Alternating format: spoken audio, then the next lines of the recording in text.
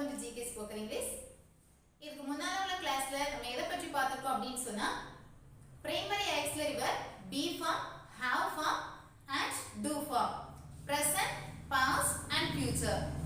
இந்த be forms எந்த சிச்சுவேஷன்ல எப்படி அப்ளை பண்ணலாம் அப்படிங்கறத டீடைலா ஸ்டடி பண்ணியிருக்கோம். சோ இதுக்கு முன்னால என்னோட வீடியோ நீங்க வாட்ச் பண்ணது அப்படினு சொன்னா டிஸ்கிரிப்ஷன் பாக்ஸ்ல லிங்க் ஷேர் பண்ணியிருக்கேன். கிளிக் பண்ணி வாட்ச் பண்ணிக்கோங்க. டுடே டே 9 கிளாஸ்ல எதை பற்றி பார்க்கலாம் அப்படினு சொன்னா modal auxiliary and semi modal auxiliaries. semi modal auxiliaries அப்படினா என்ன?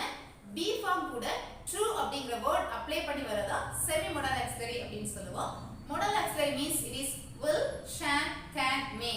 இதுதான் modal auxiliary அப்படினு சொல்லுவோம். So first நம்ம semi modal auxiliary பற்றி பார்க்கலாம்.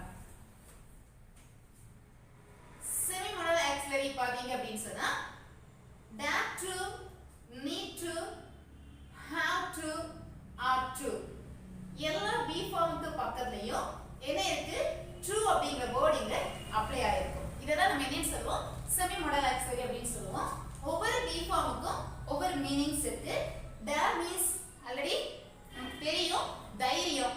dare means the person who has enough courage. How dare you did like this அப்படினு சொல்லுவாங்க இல்லையா? சோ எந்த அளவுக்கு உங்களுக்கு தைரியம் தான் இந்த மாதிரி பேசி இருப்ப. சோ அந்த மாதிரி யூஸ் பண்றது.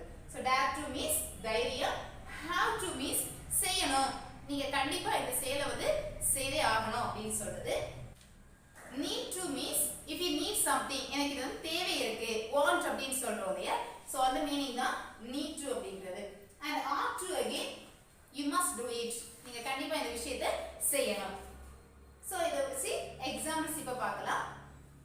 I always dare him to do something crazy. dare to அப்படிங்கறத எப்படி வந்திருக்கு? dare him to. dare பக்கத்துல யார அப்படிங்கறது பர்சனை வந்து அங்க மென்ஷன் பண்ணிருக்கோம், அவ்வளவுதான். so dare to. I always dare him to do something crazy. so dare நான் என்ன சொல்லிருக்கேன்? தைரியம். எப்பவுமே அவனை கமாண்ட் பண்றதுக்கு எனக்கு தைரியம் உண்டு. நான் என்ன வேணாலும் சொல்லுவேன், எப்படி வேணாலும் அவனை ட்ரீட் பண்ணுவேன். அதுக்கு அந்த தைரியம் எனக்கு இருக்கு. I dare him to jump. அவனை கீழ ஜம்ப் பண்ண வைக்க என்னால முடியும். They have to attend the meeting. have to அப்படினா என்ன சொன்னேன்? கண்டிப்பா இந்த விஷயத்தை வந்து நீங்க செய்தா ஆகணும் அப்படினு சொல்றதா இது have to. so they have to attend the meeting. அவங்க கண்டிப்பா இன்னைக்கு மீட்டிங் அட்டெண்ட் பண்ணியே ஆகணும். she ought to finish the work. ought to அப்படினா என்னது? கண்டிப்பாக. have to, ought to இந்த ரெண்டுமே சேம் மீனிங் தான். இல்ல have to நீங்க அப்ளை பண்ணாலும் ought to அப்ளை பண்ணாலும் அதுல எந்த ஒரு டிஃபரன்ஸ்மே இல்ல. so it's your choice. but have to க்கு பதிலா என்ன அப்ளை பண்ணுவோம் அப்படினா has to அப்படிங்கற be form அப்ளை பண்ணுவோம். so has to ஆல்ரெடி நம்ம previous classes-ல பார்த்திருக்கோம். have அப்படிங்கிறது plural subject-க்கும் has அப்படிங்கிறது singular subject-க்கும் அப்ளை பண்ணுவோம். so இங்க they plural, so it is have to. same thing if you use singular subject. He has to learn how to drive. He has to learn how to drive. அவன் என்ன பண்ணனும்? எப்படி drive பண்ணனும் அப்படிங்கறத கண்டிப்பா அவன் லேர்ன் பண்ணியே தீரணும் அப்படினு சொல்றோம். same thing she ought to.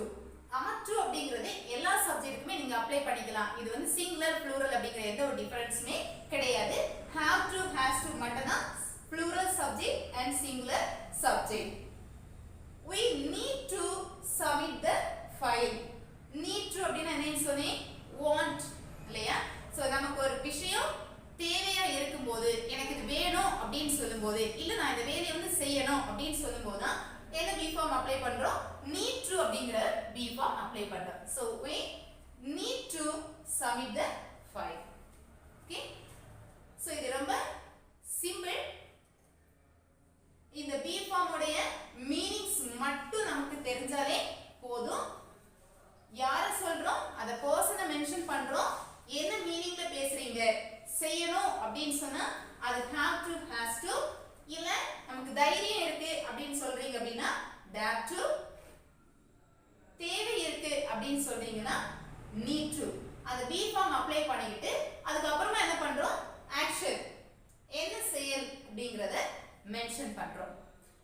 இதுல நெகட்டிவ் ஃபார்ம் கொஸ்டின் ஃபார்ம் அப்படிலாம் எதுவும் கிடையாது. மோஸ்ட்லி நம்ம அப்ளை பண்றது ஒரே பேட்டர்ன் பாசிட்டிவ் ஃபார்ம் மட்டும் தான் நம்ம அப்ளை பண்றோம். ஓகே சோ இதே மாதிரியான எக்ஸாம்பிள்ஸ் நீங்க ரைட் பண்ணி பிராக்டீஸ் பண்ணி பாருங்க. கண்டிப்பா உங்களுக்கு யூஸ்ஃபுல்லா இருக்கும். So today vocabulary to light and dusk. To light means அந்தி ஒளி and dusk means evening time. ரெண்டுமே ரிலேட்டட் மீனிங் தான். அந்த வெளிச்சத்தை தான் நம்ம என்ன சொல்றோம் to light அப்படினு சொல்றோம். அந்த டைம் தான் என்ன சொல்றோம் dusk அப்படினு சொல்றோம். அது 5 o'clock இருக்கலாம் இல்ல 6 o'clock இருக்கலாம். அந்த டைம் தான் என்ன சொல்றது dusk அப்படினு சொல்றோம். சோ இந்த vocabularyயும் டெய்லி நீங்க பிராக்டீஸ் பண்ணிக்கோங்க. இந்த வீடியோ உங்களுக்கு பிடிச்சிருந்தா லைக் பண்ணுங்க, கமெண்ட் பண்ணுங்க, உங்களுடைய ஃப்ரெண்ட்ஸுக்கும் ஷேர் பண்ணிக்கோங்க. இதுவரைக்கும் நீங்க சப்ஸ்கிரைப் பண்ணல அப்படின்னு சொன்னா மறக்காம சப்ஸ்கிரைப் பண்ணிக்கோங்க. தேங்க்ஸ் ஃபார் வாட்சிங்.